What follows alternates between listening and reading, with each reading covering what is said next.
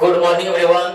I hope आप लोग भी अच्छे होंगे। आज हम लोग क्लास 10 मैट्रिक जो 2025 बिहार बोर्ड मैट्रिक परीक्षा में एग्जाम देने वाले हैं और उसके लिए बहुत ही इंपॉर्टेंट क्वेश्चन ये अनुच्छेद है जो आपकी बिहार बोर्ड मैट्रिक परीक्षा में बार बार क्वेश्चन पूछा जा रहा है। और इस बार उम्मीद है कि इस वीडियो में जितने भी अनुच्छेद बताएंगे उसमें से फर्स्ट सीटिंग में और सेकंड सीटिंग में क्या है जरूर आने वाला है। तो ये आप लोग बहुत ही ध्यान से इसको सुने और देखें। और जो हम लोगों के पास ये अनुच्छेद है ये 7 नंबर के आता है। ये जो हम लोग आज अनुच्छेद पढ़ रहे हैं ये जो अनुच्छेद है कितने नंबर के पूछा जाता है तो 7 नंबर का पूछा जाता है। तो आइए हम लोग देखते हैं।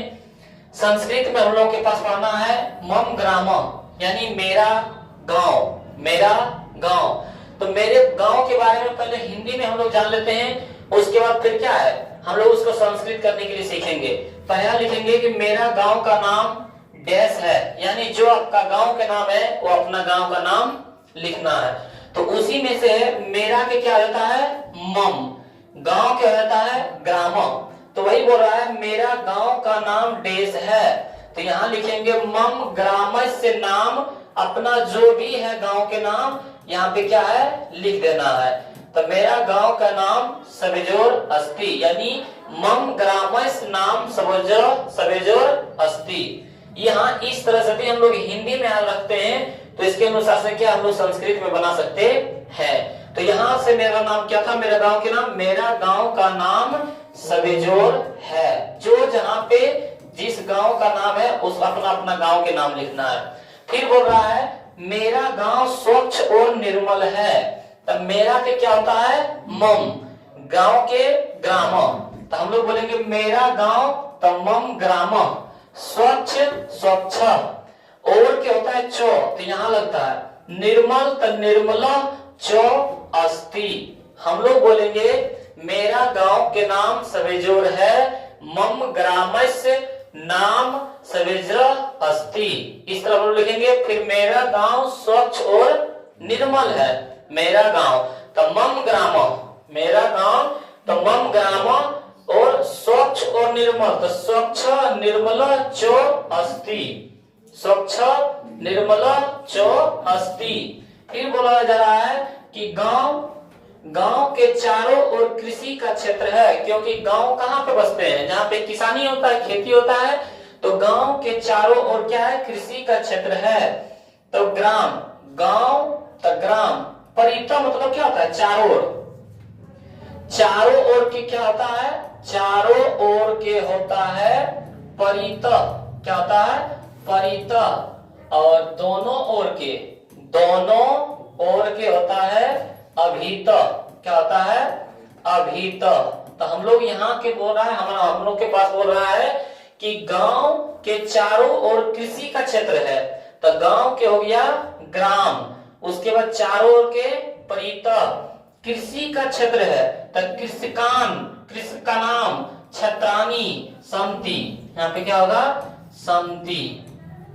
तो हम लोग क्या बोलेंगे, हम लोग यहाँ पे बोलेंगे कि ग्राम परित कृषि का नाम छत्रानी संति, यानी गांव के चारों ओर कृषि का क्षेत्र है, गांव के चारों ओर कृषि का क्षेत्र है। फिर बोलेंगे अस्मिन ग्रामे अनेक जाति नाम जन बसंती, यानी बोल रहा है हमारे गांव में, क्या बोल रहा है हमारे गांव में अनेक जाति के लोग रहते हैं। क्योंकि एक गांव में अनेक जाति के लोग रहते हैं तो हमारे क्या जाता है अस्मिन, क्या जाता है अस्मिन, हमारे गांव में, अस्मिन ग्रामे, हमारे गांव में क्या बोलेंगे अस्मिन ग्रामे। उसके बाद अनेक जाति के तो अनेक जाति नाम, अनेक जाति के लोग यानी जन, अनेक जाति के लोग वसंती यानी रहते हैं बसते हैं।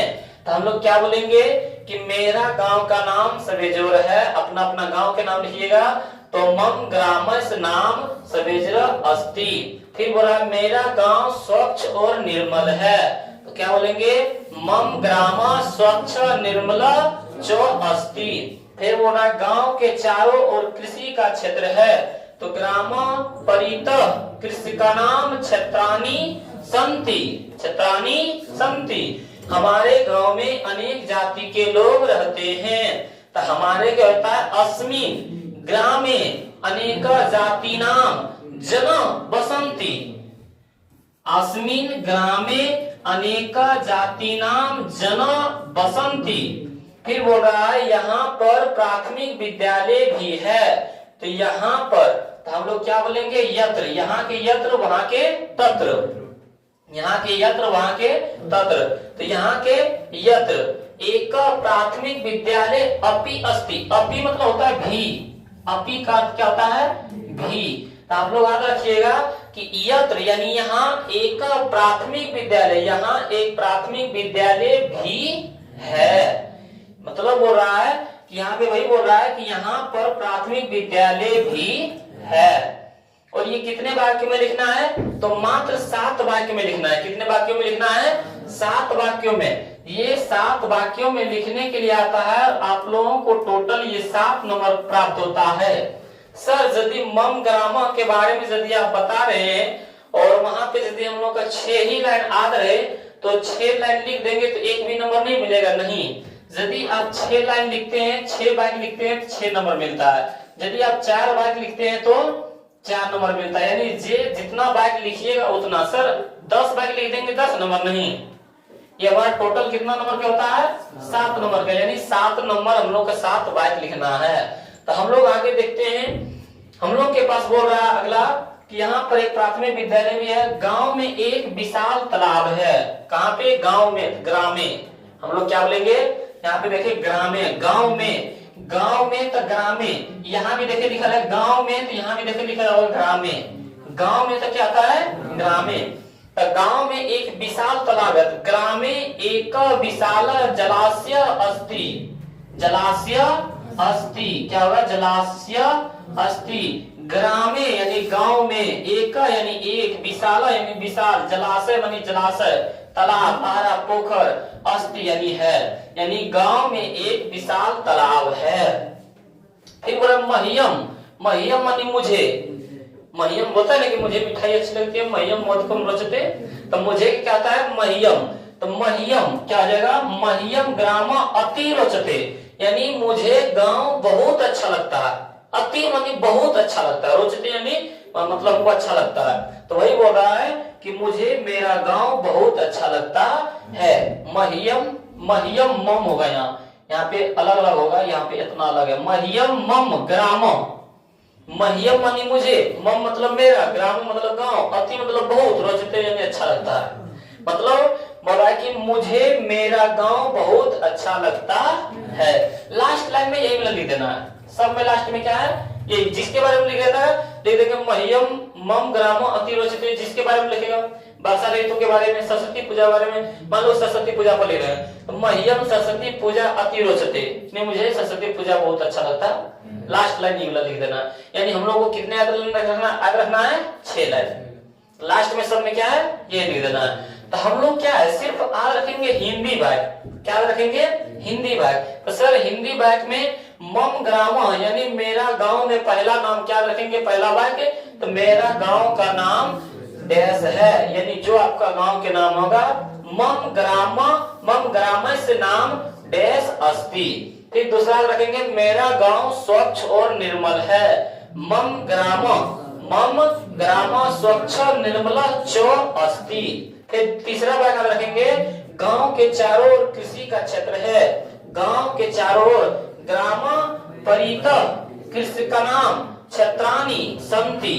फिर बोलेंगे हमारे गांव में अनेक जाति के लोग रहते हैं। तो हमारे में अस्मिन ग्राम, गांव में ग्रामे, अस्मिन ग्रामे अनेक जाति नाम जन बसंती। उसके बाद बोलेंगे यहाँ पर प्राथमिक विद्यालय भी है। यहाँ क्या होता है, यत्र प्राथमिक विद्यालय अपि अस्ति। भी का क्या होता है, अपि। गांव में तो ग्रामे, गांव में एक विशाल तालाब है। ग्रामे एक विशाल तालाब है, जलाशय, तड़ागे। तालाब का क्या होता है, तड़ाग। तड़ागे भी बोल सकते हैं, जलाशय भी बोल सकते हैं। तो ग्राम में एक विशाल जलाशय अस्ति। फिर बोल रहा है मुझे मेरा गांव बहुत अच्छा लगता है। ऐसा होगा किसी का कि किसी का गांव अच्छा नहीं लगता है, जो जहां जन्म लेता है वहां पे क्या है, उसको बहुत अच्छा लगता है। क्यों ना उसका गांव मतलब बाजार में नहीं हो, मतलब घर पे हो या तो मतलब सुनसान जगह हो, लेकिन उसका गांव क्या है, बहुत अच्छा लगता है। तो वही बोल रहा है, मुझे मेरा गांव बहुत अच्छा लगता है। मह्यम मम, मेरा क्या था, मम। देखिए वहां दिया हुआ है, मम ग्राम बहुत अति अतीव रोचते, यानी बोल रहा है यहाँ पे कि मह्यम मम ग्राम अति रोचते, मुझे मेरा गांव बहुत अच्छा लगता है। तो ये यदि आप लोग इतना 7 वाक्य लिख देते हैं तो आप लोगों को कितना नंबर मिलता है, आप लोगों को 7 नंबर मिलता है। और इस वीडियो में जितना भी अनुच्छेद बताए हैं, फर्स्ट सिटिंग और सेकंड सिटिंग में क्या है, जरूर आने वाले हैं। हम लोग देखते हैं इसका दूसरा अनुच्छेद। आप लोगों से आशा है कि ये अच्छी तरह से समझ गए होंगे। हम लोग देखते हैं दूसरा में हिमालय पर। किस पर देखते हैं, हिमालय। तो हिमालय पर हम लोग पहले हिंदी में देख लेते हैं, क्या है, हिंदी में देख लेते हैं कि हिमालय पर्वत में श्रेष्ठ है। यह पर्वत भारत के उत्तर दिशा में स्थित है। फिर बोलेंगे पर्वतों का राजा हिमालय है। हिमालय से अनेकों नदियां बहती है। यहाँ से गंगा नदी भी बहती है। हिमालय एक पर्वत है, यह हमारी रक्षा करती है। 7 वाक्य रखना है। तो आइए हम लोग संस्कृत में पढ़ते हैं। हम लोग में पहला याद रखेंगे हिंदी में, हिमालय पर्वत में श्रेष्ठ है। तो हम लोग बोलेंगे हिमालय पर्वतेषु, हिमालय पर्वतेषु श्रेष्ठ अस्ति, यानी हिमालय पर्वत में क्या है, हिमालय पर्वत में श्रेष्ठ है। यदि मान लें कि हम लोगों को हिंदी याद है, हम लोग को क्या है, हिंदी याद है, संस्कृत हम लोग भूल गए हैं, तो यदि आप लोगों को इस तरह याद है हिमालय पर, हिमालय पर्वत में श्रेष्ठ है, तो हम लोग इस तरह भी लिख सकते हैं, हिमालय, क्या लिख सकते हैं, हिमालय पर्वत, क्या लिख सकते हैं, पर्वत श्रेष्ठ, क्या लिखेंगे, श्रेष्ठ अस्ति, हिमालय पर्वत श्रेष्ठ अस्ति, इस तरह भी लिख सकते हैं। यह पर्वत भारत के उत्तर दिशा में है। तो यह कि क्या होता है, अयम अयम पर्वत भारतस्य उत्तर दिशायाम, क्या बोलेंगे, उत्तर दिशायाम स्थित अस्ति, स्थित अस्ति। यदि हम लोगों का याद नहीं है, भूल गए, हम लोग को हिंदी में याद है, यदि आप लोग इस तरह भी हलंत विसर्ग कहीं अधिक स्वर लगा देते हैं तो नंबर आप लोगों को मिल जाता है। तो हम लोग देखते हैं यहाँ पे कि हम लोगों के पास लिखा हुआ क्या है, हिमालय पर्वत में क्या है, श्रेष्ठ है। तो हिमालय पर्वतेषु श्रेष्ठ अस्ति, ये बोल सकते हैं। बोला यह पर्वत भारत के उत्तर दिशा में स्थित है। तो बोलेंगे अयम पर्वत भारत से उत्तर दिशायाम स्थित अस्ति, क्या बोलेंगे, अयम पर्वत भारत से उत्तर दिशायाम स्थित अस्ति, ये भी बोल सकते हैं। तीसरा बोल रहा है पर्वतों का राजा हिमालय है। तो पर्वतों का राजा, तो बोलेंगे पर्वतानाम, क्या बोलेंगे, पर्वतानाम राजा हिमालय पर्वत अस्ति, यानी पर्वतों का राजा कौन है, हिमालय है। पर्वतों का राजा कौन है, हिमालय है। तो वही बोल रहा है पर्वतों का राजा हिमालय है। तो पर्वत क्या बोलेंगे, पर्वतानाम राजा हिमालय पर्वत अस्ति, इस तरह भी बोल सकते हैं, पर्वतों का राजा हिमालय पर्वत है। क्या है, हिमालय पर्वत है। देखिए हिमालय पर्वत अस्ति लिखा है, तो हिमालय पर्वत है। फिर बोलेंगे हिमालय से अनेकों नदियां बहती है। तो बोलेंगे हिमालयात, क्या बोलेंगे, हिमालयात अनेक नद, नद मतलब नदी होता है, पता है, सरोवर मतलब तालाब होता है। तो हम लोग बोलेंगे अनेक नद निसरंती, यानी हिमालयात, हिमालय से अनेक नद मतलब नदी, निसरंती यानी निकलता है या तो बहता है। तो हम लोग बोलेंगे हिमालय से अनेकों नदियां बहती है। यहाँ से गंगा नदी भी बहती है। यहाँ का क्या बताए थे, यत्र, और वहां का तत्र। तो यहाँ से तो बोलेंगे तेसु, यहाँ से अतेसु होगा, अतेसु गंगा नदी अपि अस्ति। हम लोग क्या बोलेंगे, यहाँ से गंगा नदी बहती है, या तो लिखेंगे हिमालय से, छोड़ो, यहाँ से क्या लिखेंगे, लिखेंगे हिमालय से। क्या लिखेंगे हम लोग, यहाँ से लिख सकते हैं हिमालय से, हिमालय से, हिमालय से गंगा नदी भी बहती है, तो हम लोग क्या लिखेंगे, हिमालय। क्या लिखेंगे, हिमालय गंगा नदी अपि अस्ति, बहती है लेकिन बहती है वो लिखा गया है, हिमालय से गंगा नदी भी बहती है, हिमालय गंगा नदी अपि निसरंती होगा। क्या होगा यहाँ पे, निसरंती, निसरंती होगा। हम लोग क्या बोलेंगे कि हिमालय से गंगा नदी भी बहती है। अगले बोला है हिमालय एक पर्वत है, हिमालय क्या है, एक पर्वत है, तो हम लोग यहाँ से बोलेंगे हिमालय एकम पर्वत अस्ति।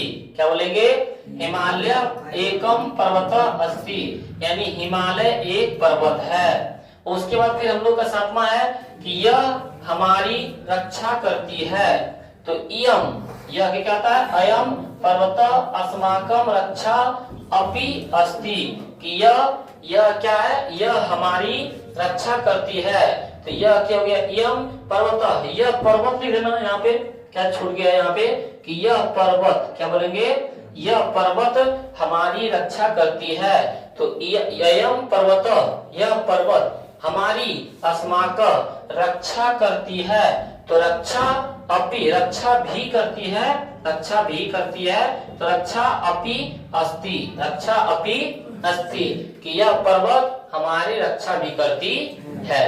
तो यहाँ से हम लोग क्या है 7 वाक्य बता सकते हैं। पहला वाक्य में क्या बताएंगे, पहला वाक्य में बताएंगे कि हिमालय पर्वत में श्रेष्ठ है। दूसरा वाक्य में बताएंगे कि यह पर्वत भारत के उत्तर दिशा में स्थित है। तीसरा में हम लोग बोल सकते हैं कि पर्वतों का राजा हिमालय है। चौथा वाक्य में हम लोग बोल सकते हैं कि हिमालय से अनेकों नदियां बहती है। और पांचवा वाक्य में हम लोग बोल सकते हैं कि यहाँ से गंगा नदी भी बहती है। छठा वाक्य में बोल सकते हैं हिमालय एक पर्वत है। सातवां वाक्य में बोल सकते हैं कि यह हमारी रक्षा करती है। और इसमें से आप लोगों को कोई मतलब हार्ड वाक्य लगा होगा तो आठवां वाक्य में हम लोग क्या ले सकते हैं, यह नेपाल में स्थित है। क्या बोल सकते हैं, यह नेपाल में स्थित है। वहां लिखना है 7 वाक्य, इसमें से मान लें 8 वाक्य में कोई भारी लगे तो हम लोग लिख सकते हैं यह नेपाल में स्थित है। क्या लिख सकते हैं, अयम, अयम नेपाल, क्या बोलेंगे, अयम नेपाल स्थित, अयम नेपाल स्थित अस्ति, अयम नेपाल स्थित अस्ति। ये हम लोग भी आसान भाषा में बोल सकते हैं। तो हम लोग को लिखना वहां पे 7 ही वाक्य में, क्योंकि 7 वाक्य में ही लिखने बोलता है। तो कितने वाक्य में लिखेंगे, 7 वाक्य लिखेंगे। यहाँ पे 8 वाक्य है, इसमें से कोई एक वाक्य को क्या हटा देंगे। हम लोग अगला देखते हैं।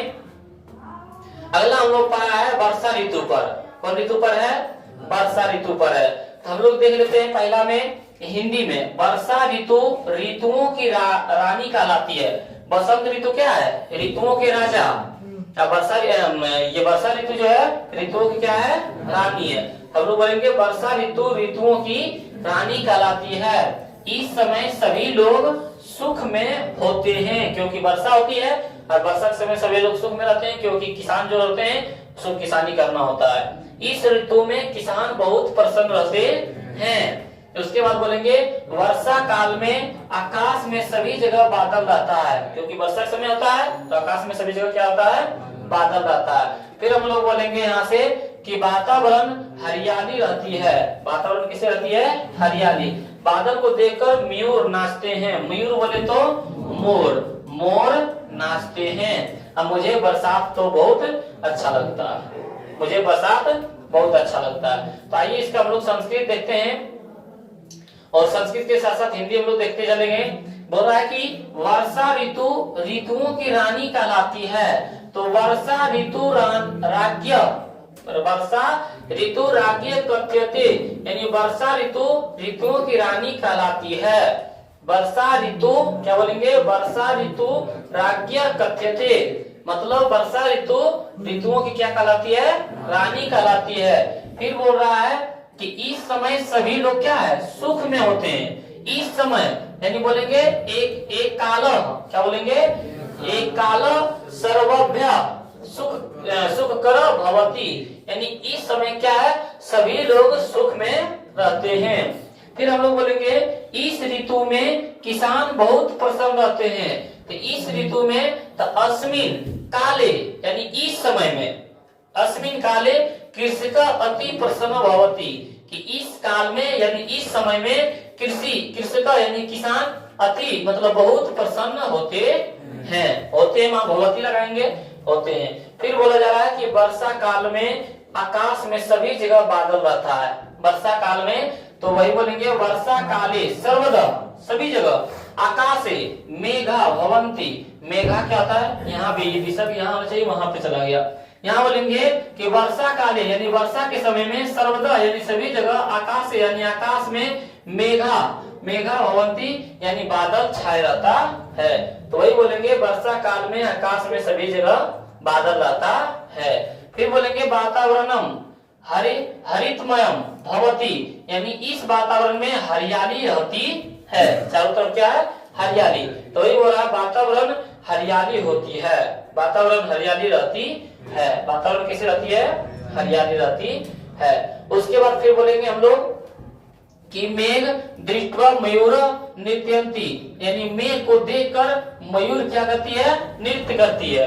तभी बोल रहा है कि बादल को देखकर, मेघ मतलब क्या था, बादल को देखकर मयूर नाचते हैं। मयूर बोले तो मोर नाचते हैं। फिर हम लोग बोलेंगे मह्यम वर्षा ऋतु अति रोचते, यानी मुझे वर्षा ऋतु बहुत अच्छे लगते हैं। वही बोलेंगे मुझे वर्षा ऋतु तो बहुत अच्छा लगता है। तो यहाँ से हम लोग संस्कृत भी और इसका हिंदी में क्या है, आसानी से समझ सकते हैं। तो हम लोग आइए देखते हैं फिर से कि वर्षा ऋतु राज्ञ कथ्यते, यानी वर्षा ऋतु ऋतुओं को रानी कहलाती है। फिर बोल रहा है एक काल सर्वभ्य सुख कर भवती, इस समय में सभी लोग सुख में रहते हैं। अस्मिन यानी इस समय, अस्मिन काले इस समय कृषक यानी किसान अति मनी बहुत प्रसन्न मतलब खुश रहते होते हैं, यानी इस समय में किसान बहुत प्रसन्न होते हैं। वर्षा काले यानी वर्षा के समय में सर्वदा यानी सभी जगह आकाश यानी आकाश में मेघा यानी बादल भवंती, यानी ये वर्षा के समय में सभी जगह आकाश में क्या है, बादल होते हैं। वातावरणम हरितमयम भवती, और इस वातावरण में क्या हरियाली रहती है। मेघा दृष्टवा यानी मेघ यानी बादल को देखकर मयूर यानी मोर नृत्यंती, यानी बादल को देखकर मोर नाचते हैं। मह्यम वर्षा ऋतु अति रोचते, मह्यम मतलब क्या होता है, मुझे वर्षा ऋतु बहुत अच्छा लगता है।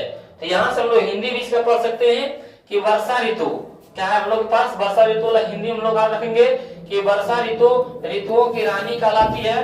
वर्षा ऋतु ऋतुओं की रानी कहलाती है। इस समय सभी लोग क्या है, सुख में रहते हैं। इस समय सभी लोग क्या है, सुख में होते हैं। और इस ऋतु में किसान क्या है, बहुत प्रसन्न रहते हैं। वर्षा काल में किसमें, वर्षा काल में आकाश में सभी जगह क्या छाए रहते हैं, बादल रहता है। और वातावरण हरियाली रहती है। बादल को देखकर मयूर नाचते हैं। अब मुझे बरसात तो बहुत अच्छा लगता है। तो ये क्या है, वर्षा ऋतु पर तीन हम लोग क्या है समाप्त कर सकते हैं। और अगला क्या है हम लोग पर, दीपावली पर। तो दीपावली क्या है, हिंदुओं का महत्वपूर्ण पर्व है। इसमें क्या है, रोशनी का मतलब उत्सव होता है।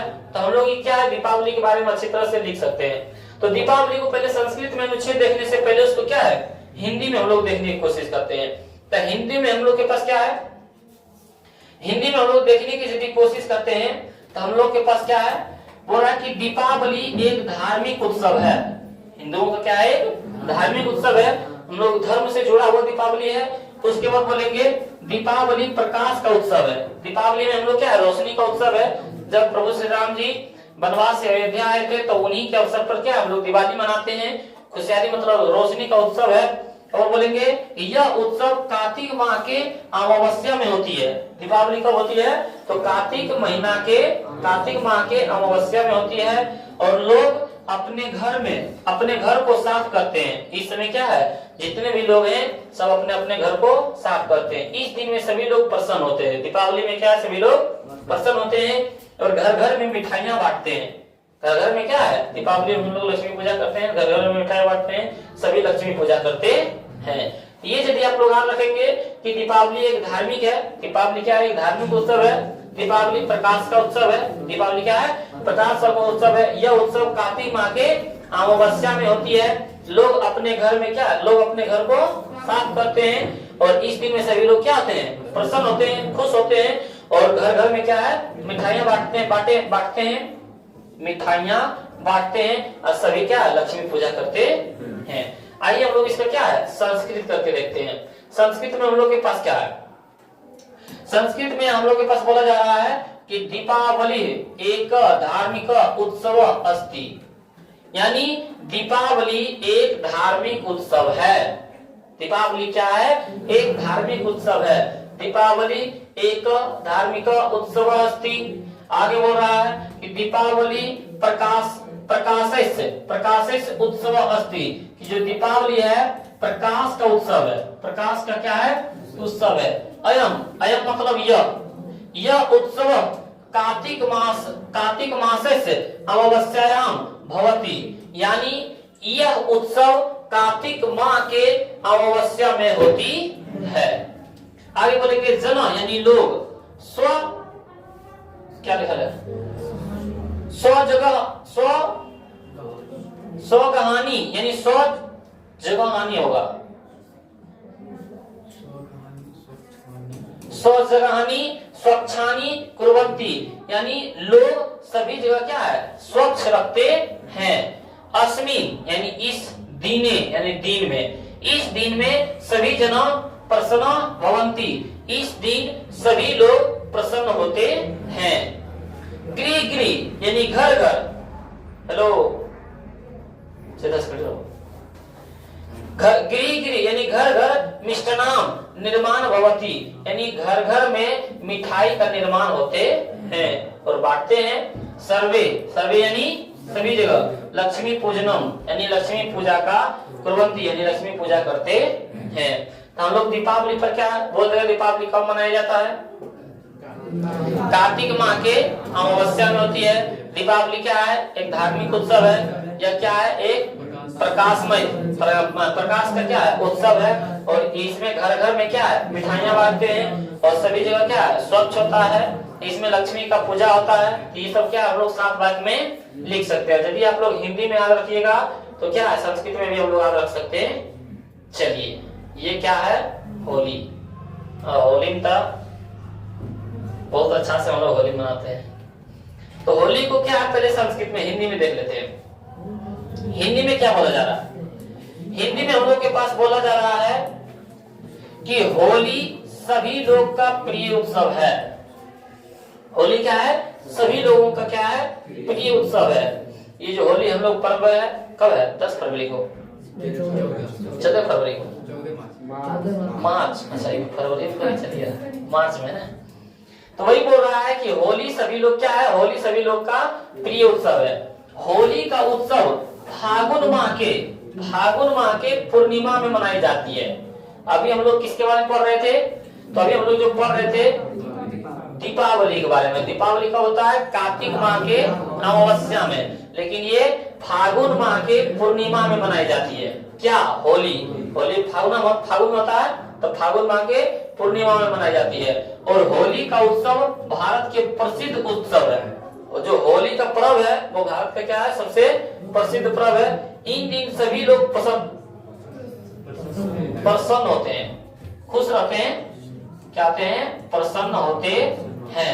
लोग एक दूसरे को रंग लगाते हैं, लोग मिठाइयाँ बांटते हैं। अब मुझे होली का उत्सव क्या है, बहुत अच्छा लगता है। मुझे होली का उत्सव बहुत अच्छा लगता है क्योंकि होली में रंग बिरंगे कादो कीचड़ क्या है, बहुत होता है। हम लोग देखते हैं संस्कृत में क्या हम लोग के पास, हम लोग बोलेंगे संस्कृत में यहाँ पे कि होली का उत्सव सर्वजनानां प्रिय उत्सव अस्ति, यानी होली उत्सव सभी लोग प्रिय उत्सव है। होली उत्सव जो है सभी लोगों के लिए क्या है, प्रिय उत्सव है, प्रिय पर्व है।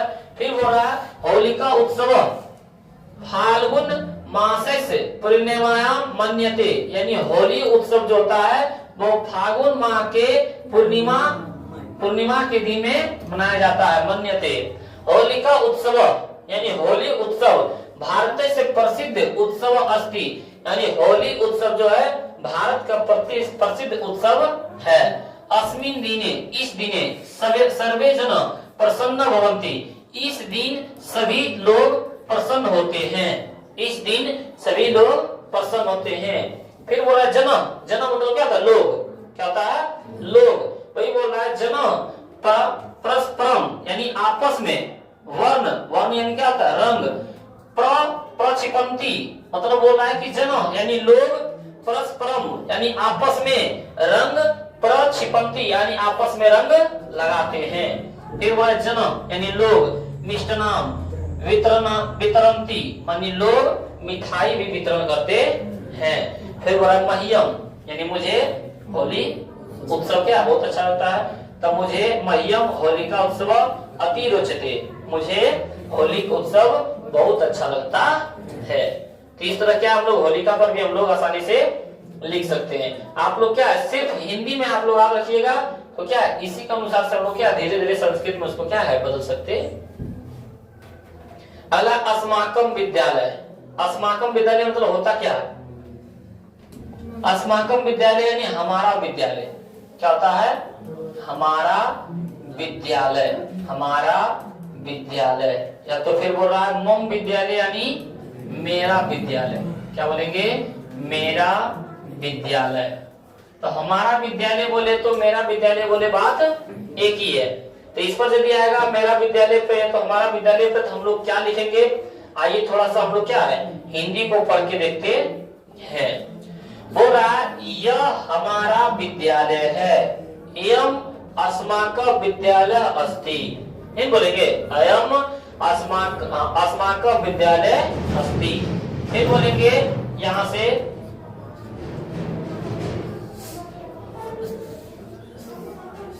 यहाँ पे देखिए वही लिखा हुआ है।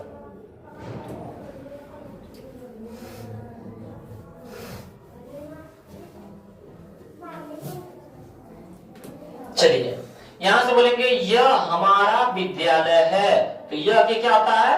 अयम। हमारा के अस्माकं, अभी बोलते विद्यालय अस्ति। यहां पे बोला जा रहा है फिर से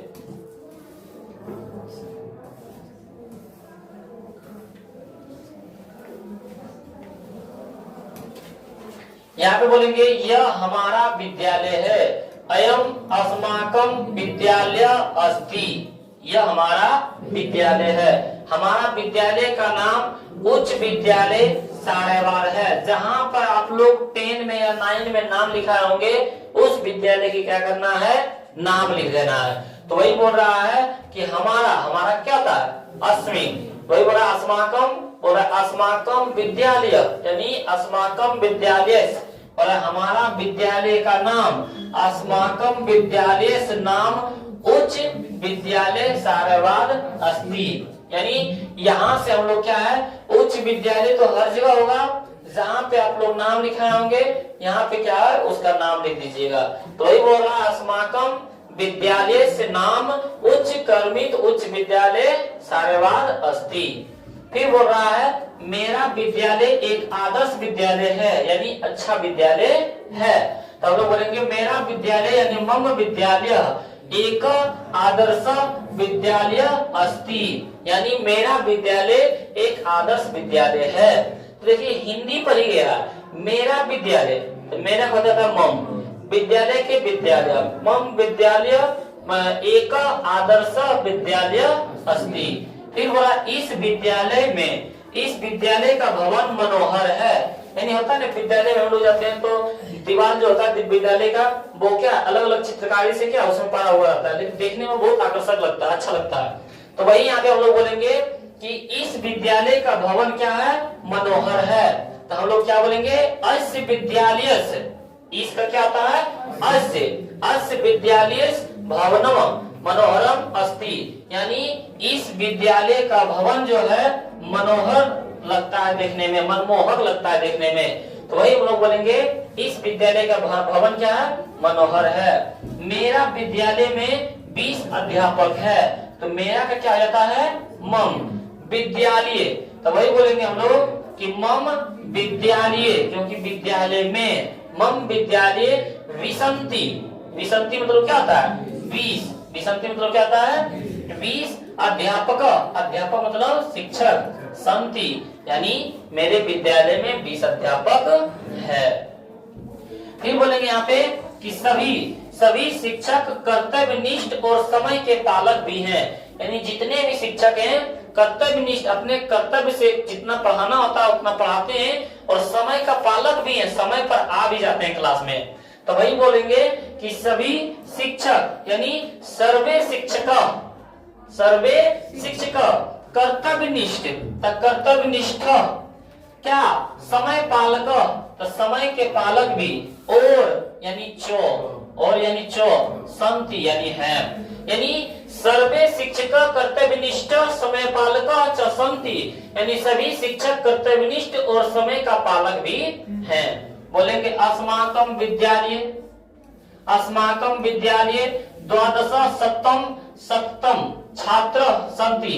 अस्माकं मतलब क्या होता है हमारा, विद्यालय में द्वादश सप्तम, यहाँ पे देखें बोला हमारे विद्यालय में द्वादश छात्र संति।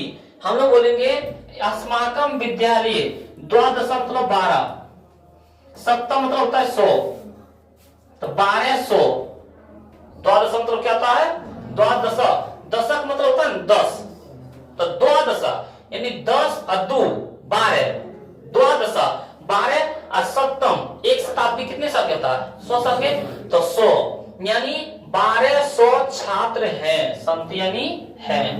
हमारे विद्यालय में 1200 छात्र हैं।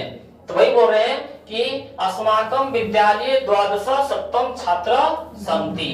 तो इस तरह क्या हम लोग 7 वाक्य को यदि अपने विद्यालय पर लिख देते हैं तो हम लोग को कितने नंबर प्राप्त होता है 7 नंबर। तो आइए हम लोग देखते हैं अयम यह हमारा विद्यालय है, तो क्या बोलेंगे अयम अस्माकं विद्यालय अस्ति, हमारा विद्यालय का नाम उच्च विद्यालय सारेवार है।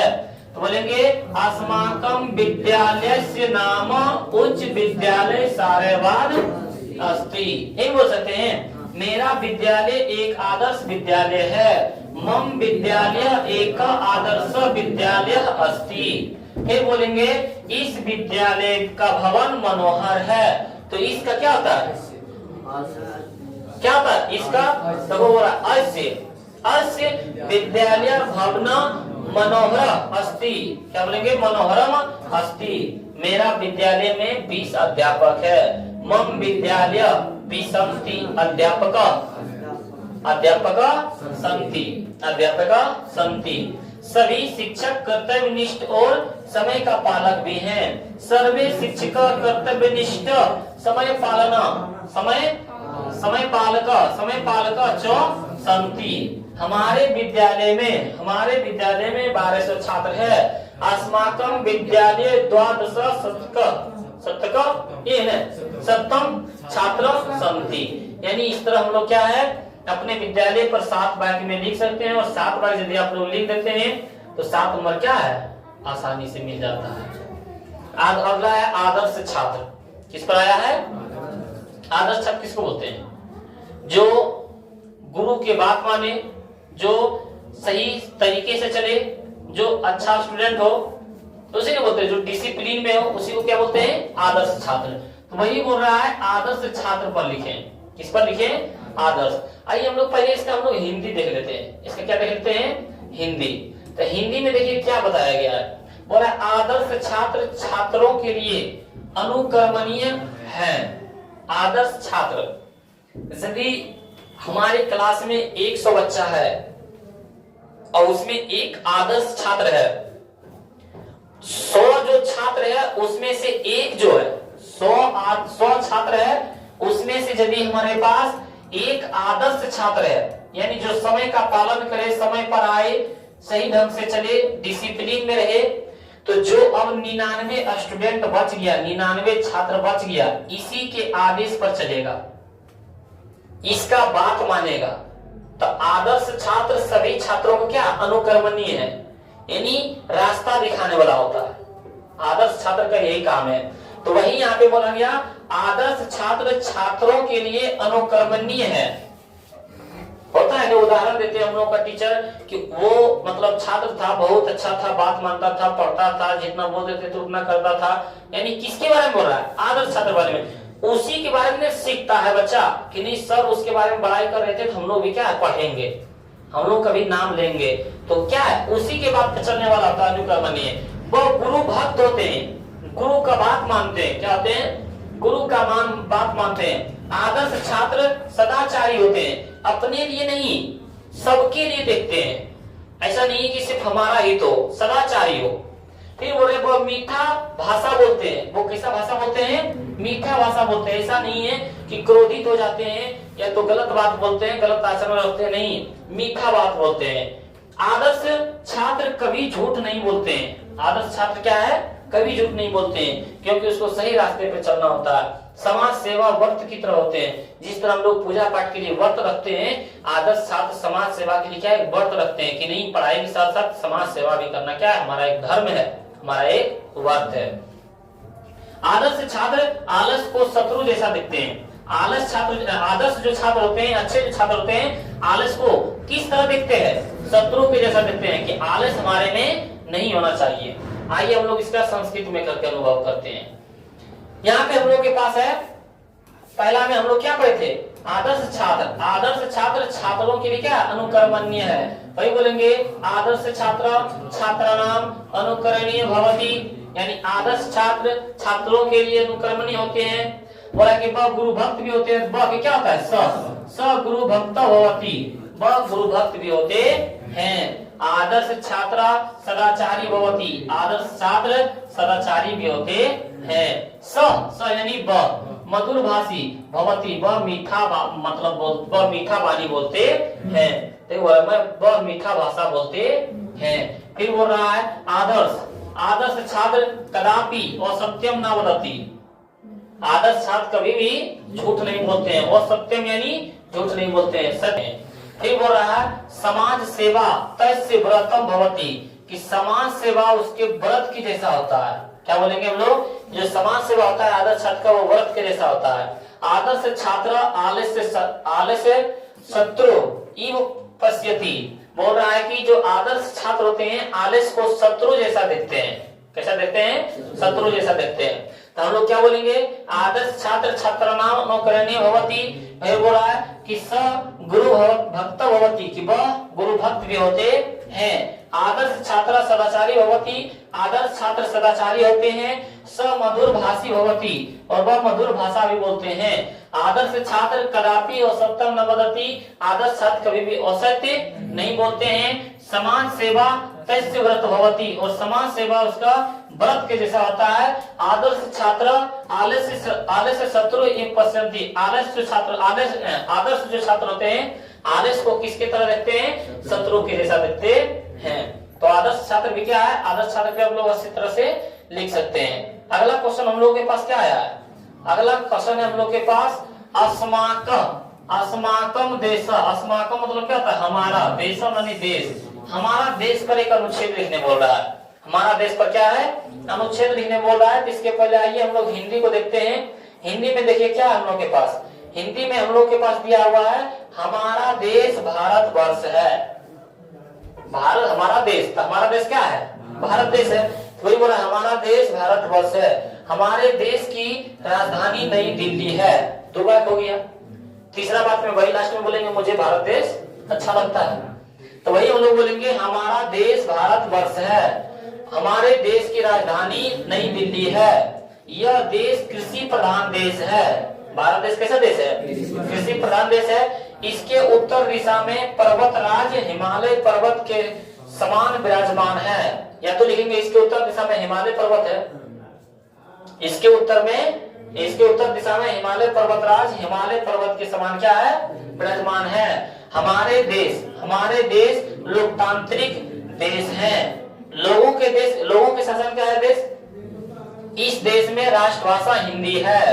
हमारे देश में अनेकों नगर हैं। मान लीजिए कि ये हम लोग का क्या बड़ा लग रहा है, इसके उत्तर दिशा में पर्वत राज हिमालय पर्वत के समान विराजमान है, ये ज्यादा बड़ा लग रहा है। तो इसके ऊपर क्या लिखेंगे लास्ट में कि मुझे भारत देश अच्छा लगता है। मह्यम भारत देश अति रोचते, इसके जगह पर क्या है लास्ट में वही ले लेंगे जो बड़ा लगेगा।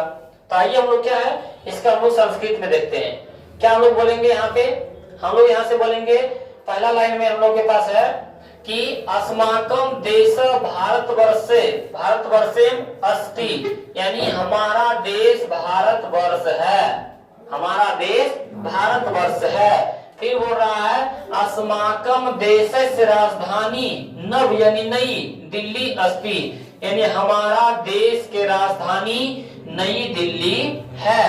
बोला अयम अयम देश कृषि प्रधान देश अस्ति, इस देश तो यह देश कृषि प्रधान देश है, यह देश कृषि प्रधान देश है। ऐसे उत्तरस्य दिशा, यहाँ पर दिशा पर्वतराज हिमालय प्रहरी इव विराजते, यानी इसके उत्तर दिशा में पर्वतराज हिमालय प्रहरी इव मतलब विराजते, यानी प्रहरी के समान क्या है विराजमान है।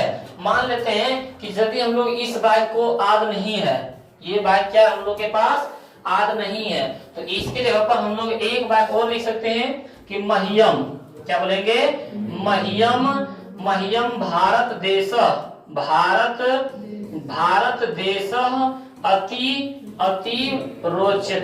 अतीव रोचते, मतलब मुझे भारत देश अच्छा लगता है, ये भी लिख सकते हैं इसकी जगह पर।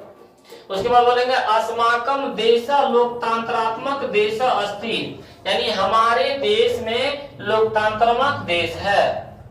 फिर बोलेंगे ऐसे देश से राष्ट्रभाषा हिंदी अस्ति, यानी इस देश में इस देश के राष्ट्रभाषा हिंदी है, इस देश की राष्ट्रभाषा क्या है हिंदी है। अस्माकम देशे अनेकानि नगराणि सन्ति, इस देश में अनेकों नगर बसते हैं, इस देश में अनेकों नगर बसते हैं। मह्यम, क्या बोलेंगे मह्यम भारत देश अति रोचते, मुझे भारत देश बहुत अच्छा लगता है। 7 वाक्य हो गया। पहला वाक्य में क्या बोलेंगे, पहला वाक्य में बोलेंगे अस्माकम देश भारतवर्ष अस्ति, यह हमारा भारतवर्ष है। अस्माकम देश राजधानी नव दिल्ली अस्ति, दूसरा वाक्य में बोलेंगे हमारा देश का राजधानी नई दिल्ली है। तीसरा वाक्य में बोलेंगे अयम देश कृषि प्रधान देश अस्ति, कि जो हमारा देश है या तो यह देश कृषि प्रधान देश है। और चौथा में हम लोग बोलेंगे अस्माकम देश लोकतंत्रात्मक देश अस्ति, कि हमारा देश लोकतंत्रात्मक देश है। और पांचवा में बोलेंगे ऐसे देश राष्ट्रभाषा हिंदी अस्ति, इस देश का राष्ट्रीय भाषा हिंदी है। छठा में बोलेंगे अस्माकम देश से अनेकानि नगराणि सन्ति, कि इस देश में या तो बोलेंगे हमारे देश में अनेकों नगर बसते हैं। और सातवां वाक्य में हम लोग बोलेंगे मह्यम भारत देश अति रोचते, मतलब मुझे भारत देश बहुत अच्छा लगता है। 7 वाक्य हम लोग पूरा कर सकते हैं। आप लोग ये समझ गए होंगे। तो अगला देखते हैं हम लोग प्रिय कवि। क्या देखते हैं प्रिय कवि। देखने से पहले हम लोग क्या है एक बार हम लोग इसका हिंदी पढ़ लेते हैं। क्या पढ़ लेते हैं हिंदी पढ़ लेते हैं। तो प्रिय कवि पर यदि आ गया हम लोग के पास लिखने के लिए, तो हम लोग बोलेंगे मेरा प्रिय कवि कालिदास है। किसी के बारे में क्या है कालिदास रहे कबीरदास रहे जो भी रहे, अपना प्रिय कवि के बारे में लिखना है। तो हम लोग बोलेंगे मेरा प्रिय कवि क्या है कालिदास है। कालिदास भारत के श्रेष्ठ कवि हैं। जिस प्रकार हिमालय पर्वतों का क्या है राजा है, पर्वतों के श्रेष्ठ है, तो इसी तरह बोलेंगे कालिदास भारत के क्या है श्रेष्ठ कवि है। कालिदास प्राचीन काल के राष्ट्र कवि है। पहला हम लोग क्या बोलेंगे कि मेरा प्रिय कवि कालिदास है। उसमें बोलेंगे कालिदास भारत के किसे कवि है श्रेष्ठ कवि है। फिर तीसरा बोलेंगे कालिदास प्राचीन काल के क्या है राष्ट्रीय कवि है। वह कवि कुल के शिरोमणि है। वह कवि कुल के क्या है शिरोमणि है। उसके बाद बोलेंगे रघुवंशम मेघदूत अभिज्ञान शकुंतलम कालिदास के प्रसिद्ध रचना है। प्रसिद्ध रचना कालिदास के कौन कौन है, तो हम लोग बोलेंगे रघुवंशम। क्या बोलेंगे रघुवंशम मेघदूत अभिज्ञान शकुंतलम कालिदास के क्या है प्रसिद्ध रचना है। उनके 2 महाकाव्य हैं। उनके 2 महाकाव्य हैं। कालिदास महाराज विक्रमादित्य के सभा के कवि हैं। तो इतना हम लोग क्या बोलेंगे, पहला हम बोलेंगे मेरा प्रिय कवि कालिदास है। मेरा प्रिय कवि कालिदास है। कालिदास भारत के श्रेष्ठ कवि हैं। कालिदास भारत के श्रेष्ठ कवि हैं। बोलेंगे फिर कालिदास प्राचीन काल के राष्ट्र कवि हैं। कालिदास प्राचीन काल के राष्ट्र कवि हैं। वह कवि कुल के क्या है? शिरोमणि है। वह कवि कुल के क्या है? शिरोमणि है। उनके कौन कौन से प्रसिद्ध रचना है? रघुवंशम, मेघदूत, अभिज्ञान, शकुंतलम कालिदास के प्रसिद्ध रचना है। उसके बाद उनके 2 महाकाव्य भी हैं। तो 2 महाकाव्य हैं। कालिदास महाराज विक्रमादित्य के क्या है? सभा के कवि हैं। आइए हम लोग देखते हैं इसका संस्कृत में। संस्कृत में यदि हम लोग देखते हैं प्रिय कवि पर, तो बोलेंगे हम लोग मम प्रिय कवि कालिदास अस्ति। क्या बोलेंगे? मम, मम यानी मेरा, प्रिय मानी प्रिय कवि, मेरा प्रिय कवि कालिदास है। बोला कालिदास भारत से श्रेष्ठ कवि अस्ति। हम लोग एक बोलेंगे कि कालिदास भारत के श्रेष्ठ कवि हैं। उसके बाद बोलेंगे कालिदास प्राचीन कालीन राष्ट्र कवि अस्ति, यानी कालिदास प्राचीन काल के क्या है? राष्ट्र कवि हैं। स यानी क्या होता है?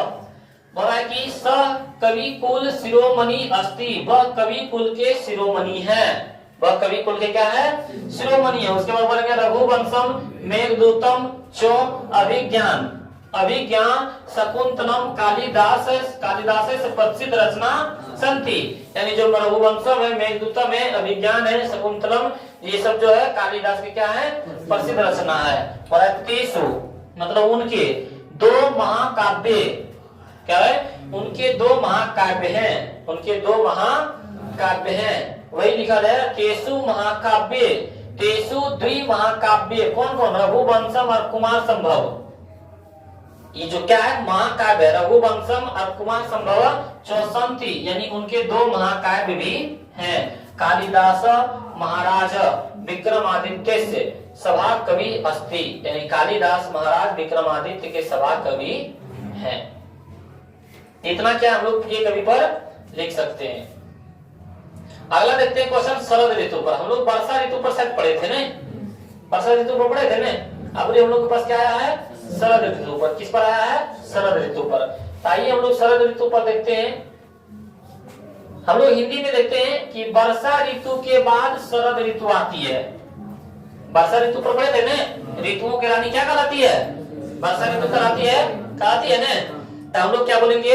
हम लोग बोलेंगे कि जो शरद ऋतु आती है किसके बाद आती है? वर्षा ऋतु के बाद आती है।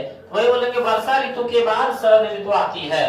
फिर बोलेंगे आश्विन कार्तिक महीने में, आश्विन कार्तिक महीने में शरद ऋतु आती है। शरद ऋतु बोलते हैं ठंडा, इसको बोलते हैं ना ठंडा आ गया है, तो ठंडा को क्या बोलते हैं? शरद ऋतु। और कब आता है? आश्विन और कार्तिक महीने के समय में शरद ऋतु आते हैं। फिर बोला इस समय ठंड बढ़ जाती है। शरद ऋतु में ठंड बढ़ती है ना?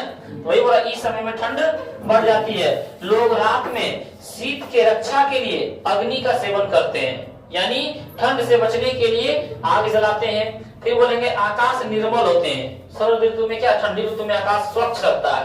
वही बोलेंगे आकाश क्या होता है? निर्मल होता है। फिर हम लोग बोलेंगे चंद्रमा के प्रकाश में कमल फूल खिलते हैं। चंद्रमा के प्रकाश में क्या है? कमल फूल खिलते हैं। और इस समय में दिन छोटा होता है। ठंडे के दिन में क्या है? ठंडे के समय में दिन छोटा होता है, रात बड़ जाता है। आइए हम लोग देखते हैं इसका संस्कृत में। संस्कृत में हम लोग क्या बोलेंगे? संस्कृत में हम लोग बोलेंगे वर्षा ऋतु अनंतरम शरद ऋतु समायति, यानी वर्षा ऋतु के बाद शरद ऋतु आती है। अनंतरम वर्षा ऋतु अनंतरम शरद ऋतु समायति, यानी वर्षा ऋतु के बाद शरद ऋतु आती है। किस महीने में? आश्विन कार्तिक मासो शरद ऋतु भवत, यानी आश्विन कार्तिक माह में शरद ऋतु होते हैं। अस्मिन यानी इस काल में, अस्मिन काले शीत वर्धते, इस काल में ठंड होती है। शीत यानी क्या आता है? ठंड बढ़ता है। इस समय में क्या है? शीत वर्धते यानी होता है, बढ़ता है। जन यानी जन, लोग। रात्रो रात्रि में शीतात यानी शीत की रक्षा के लिए, शीतात रक्षार्थ अग्नि सेवंती, यानी लोग रात्र में शीत से बचने के लिए, इसके रक्षा के लिए अग्नि का सेवन करते हैं। ठंड में बचने के लिए क्या है? आग हम लोग जलाते हैं, हीटर भी बहुत से लोग रखते हैं।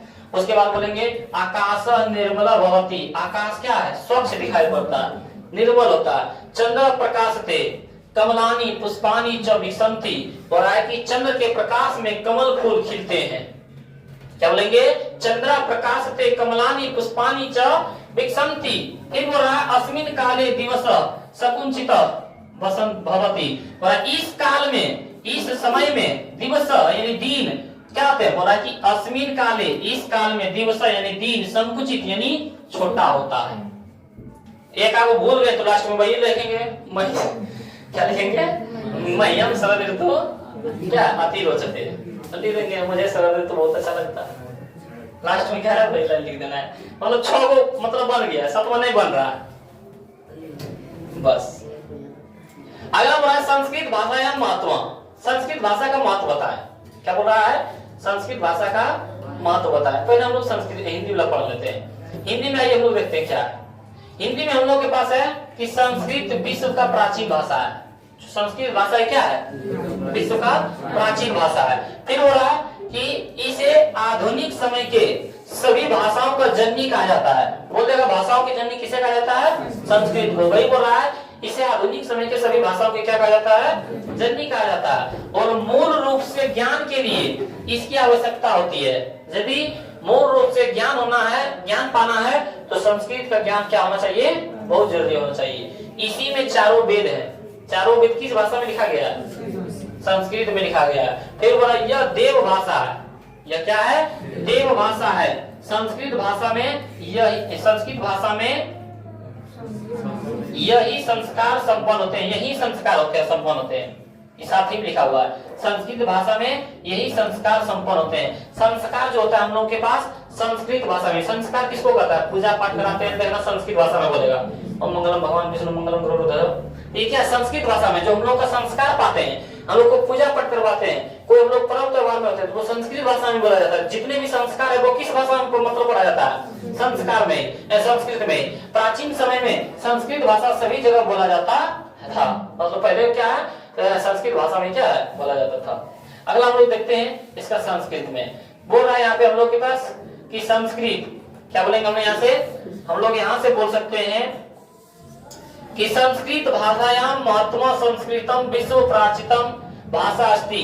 यानी संस्कृत भाषा का महत्व क्या है, संस्कृत विश्व में क्या लिख दिया है, संस्कृत भाषा का महत्व संस्कृत के विश्व प्राचीन भाषा है। यहाँ पे कुछ अलग लिखा हुआ है, यहाँ पे हम लोग बोलेंगे विश्व, चल गया, विश्व के प्राचीन भाषा संस्कृत है। ये दूसरा लिखा गया संस्कृत भाषा महत्व, अच्छा ये लिखा गया है, इतना नहीं है, ये क्या है यही पे दोहरा गया यहाँ पे, ये बोले ना संस्कृत भाषा महत्व। यहाँ सब लोग लिखना संस्कृतम विश्व से प्राचीनतम भाषा अस्ति। यानी जो संस्कृत है वो विश्व के प्राचीन भाषा है, समझ में आ रहा है। फिर हम लोग बोलेंगे ऐसा एव सर्वसाम आधुनिका नाम भाषा नाम जननी अस्ति। बोल रहा है आधुनिक काल में इस समय, आधुनिक काल के इस समय में, आधुनिक काल के इस समय में ये क्या है, भाषाओं के जननी है, भाषाओं क्या है, जननी है। फिर बोला मूल रूप ज्ञाना एक सभी आवश्यकता होती, और मूल रूप से ज्ञान पाने के लिए संस्कृत भाषा की क्या है, बहुत आवश्यक है। फिर बोलेंगे हम लोग अस्याम एव चत्वारा वेद अस्ति संति। बोल रहा है कि ये इसी में 4 वेद हैं, इसी में क्या है, 4 वेद है। संस्कृत में क्या है, संस्कृत में 4 वेद है। फिर बोलेंगे इयम देव भाषा अस्ति, जो यह है वो कैसा भाषा है, देव भाषा है, यह जो कैसा है, देव भाषा है। फिर हम लोग बोलेंगे यहाँ से कि संस्कृत भाषायाम एव सर्वे संस्कार संपन्न भवति, कि संस्कृत भाषा में ही सभी संस्कार क्या होते हैं, संपन्न होते हैं। फिर बोलेंगे प्राचीन समय संस्कृत भाषा एवं सर्वे साधारण अस्ति। बोला है कि प्राचीन समय में संस्कृत भाषा सभी लोग क्या है, साधारण से मतलब आसानी से बोल लेते थे, आसित बोल लेते थे होगा, आसित है अस्ति ना, यहाँ पे क्या जाएगा थे। यहाँ पे बोलेंगे कि प्राचीन समय में संस्कृत भाषा सभी जगह बोला जाता था। तो ये हम लोग क्या हो गया था, संस्कृत का महत्व हो गया था। अगला हम लोग के पास क्या है, गंगा नदी। गंगा नदी, गंगा नदी पहले हम लोग हिंदी में पढ़ लेते हैं, उसके बाद क्या संस्कृत पढ़ने में मन लगेगा। हम लोग देखते हैं कि देव नदी गंगा हिमालय से निकलती है, या तो बोलेंगे गंगा हिमालय से निकलती है, गंगा हिमालय निकलती। तो हम लोग बोलेंगे देव नदी जो क्या है, गंगा हिमालय से निकलती है, यह एक पवित्र नदी है। जो गंगा नदी क्या है, एक पवित्र नदी है। बोलेंगे इसके जल को पवित्र और रोग नाशक कहे जाते हैं। गंगा नदी का जल जो है पवित्र और रोग नाशक, मतलब ग्रहण करने से रोग नहीं होता है। यह हिमालय से निकलकर बंगाल की खाड़ी में गिरती है। गंगा नदी कहाँ से निकलती है, हिमालय से। कहाँ जाके गिरती है, समाधि कहाँ पे है, बंगाल की खाड़ी में। फिर बोला इस पावन पृष्ठ पर अनेकों नगर हैं। इस पावन पृष्ठ पर क्या है, अनेकों नगर है। बहुत समय तक गंगा जल में कीटाणु नहीं लगता है।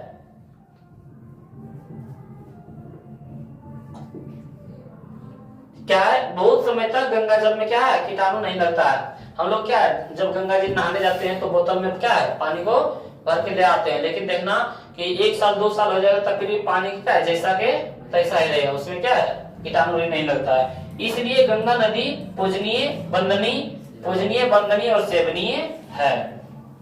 इसका हम लोग संस्कृत देखते हैं।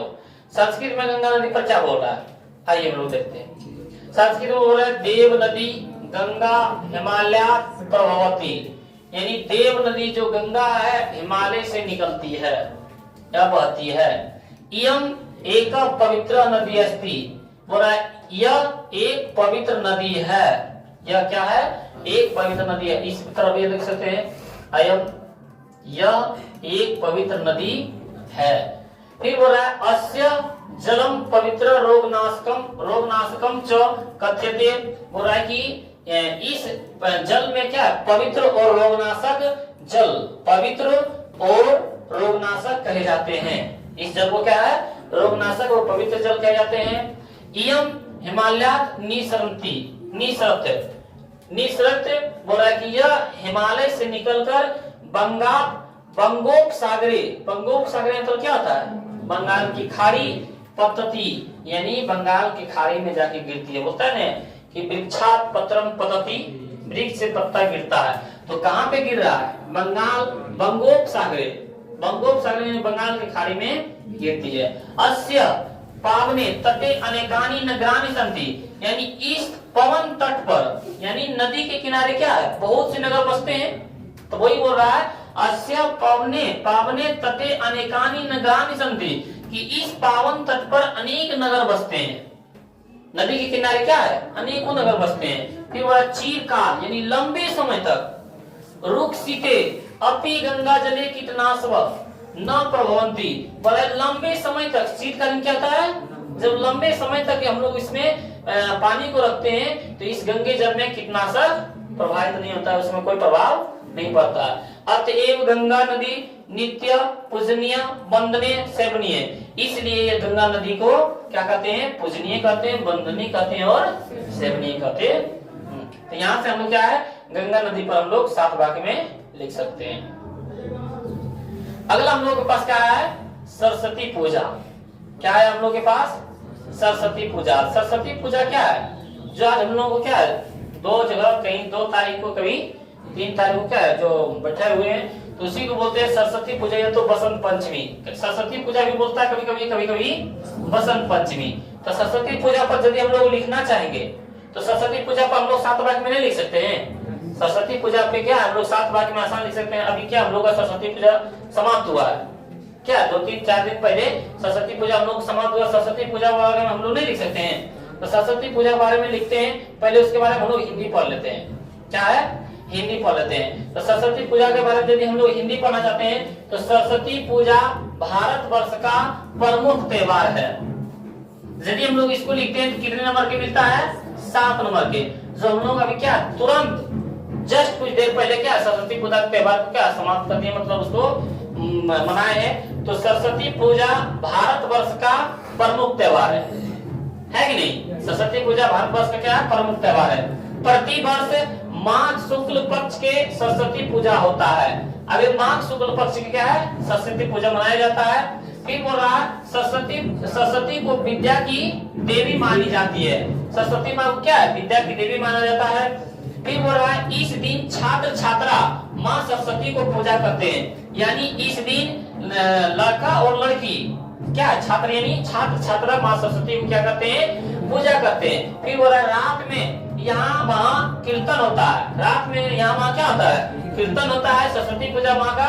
फिर बोला विद्यालय में छात्र के द्वारा नाटक होता है, स्कूल में जब बैठता है तो क्या है, नाटक होता है। और बोला दर्शक आनंद का अनुभव करते हैं।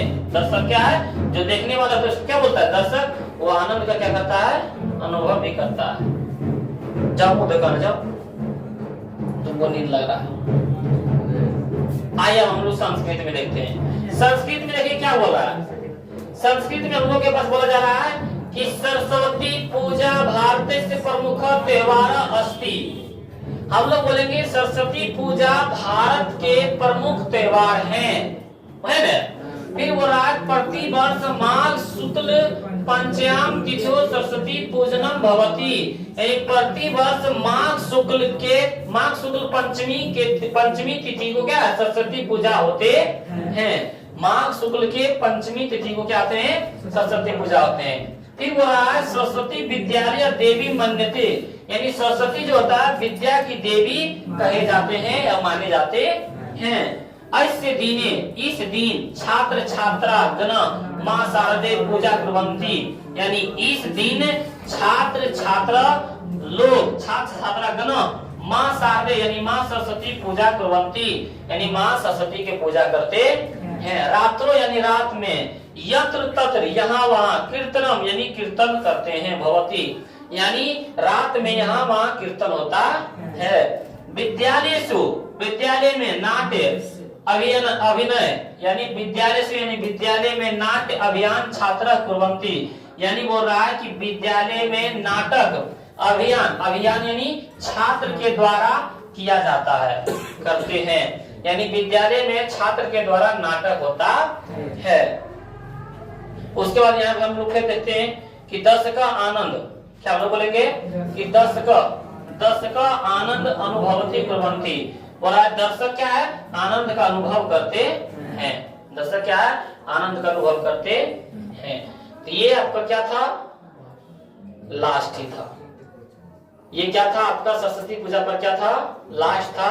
और यदि आप लोग इतना देख लिए हैं तो आप लोगों को कितना नंबर मिलेगा, 7 नंबर मिलने वाला है। इसमें से फर्स्ट सीटिंग में क्या है, फर्स्ट सीटिंग में या तो फिर सेकेंड सीटिंग में 1-2 गो आने वाला है तो है। यदि आप लोग इतना को देख लेते हैं, इतना समझ लेते हैं, हिंदी भी याद रहता है, हिंदी के अनुसार यदि लिख देते हैं तो आप लोगों को कितना नंबर मिलता है, 7 नंबर। सर यदि हम लोग 5 वाक्य लिखते हैं तो आपको 5 ही नंबर मिलेगा। यदि आप लोग 1 वाक्य भी लिखते हैं तो 1 नंबर मिलता है। तो आप लोग कोशिश करना है कि 7 वाक्य को लिखना है, हिंदी में लिखे भी उसमें हलंत विसर्ग क्या है लिख के चले आना है। तो आप लोगों से आशा है कि इस वीडियो को देखे होंगे और अच्छी तरह से समझे होंगे, तो अपने दोस्तों के पास भी शेयर करें। मिलते हैं अगले वीडियो में।